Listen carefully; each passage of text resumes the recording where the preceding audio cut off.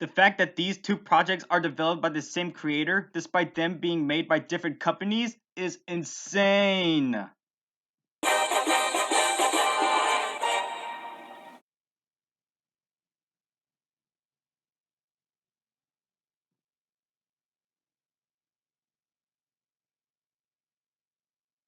Hoppers is about a girl named Mabel whose mind is uploaded into a realistic robotic beaver.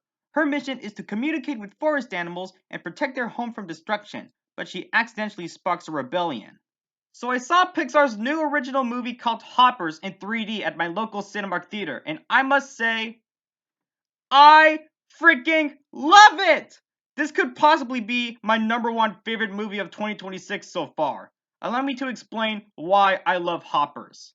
1. Even though the concept of a human who transfers its brain into a robotic animal or creature to help protect its environment sounds familiar, the way the movie executes its story is remarkably well done. It's basically like a combination between James Cameron's Avatar, The Wild Robot in terms of setting, and Open Season, but with more spice that makes it engaging from beginning to end. 2. Unsurprisingly, the animation is amazing. Like, seriously.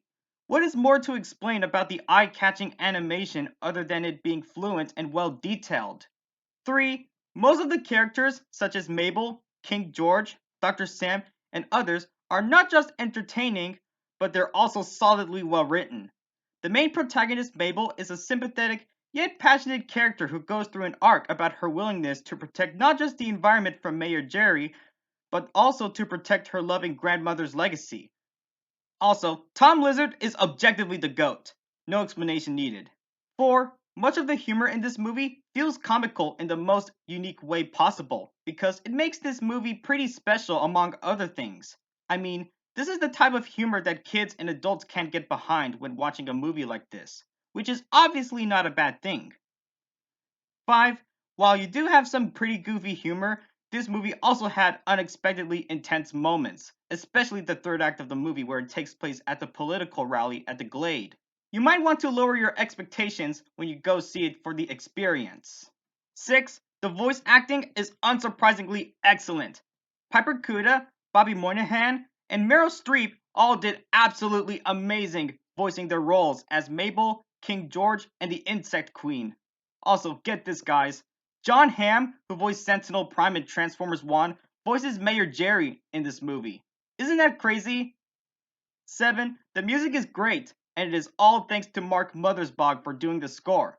In addition, the movie's end credits song, titled Save the Day by SZA, sounds seamlessly good.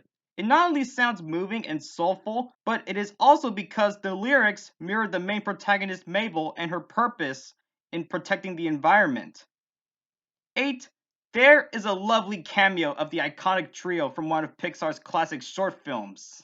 In the middle of the movie, where Mabel and King George meet the Animal Council in the dam, you can see the three blue birds from the classic Pixar short film For the Birds. As a longtime Pixar fan, I strongly approve of this cameo. 9. Shockingly good direction by Daniel Chong, who is known for creating a little show for Cartoon Network called We Bare Bears. Wow. It's as if Pixar took heavy notes from Sony Pictures Animation by hiring a Cartoon Network veteran to direct a movie for the studio. Similar to how Sony hired animation legend Gendy Tartakovsky to direct the Hotel Transylvania movies. At least the first three. 10.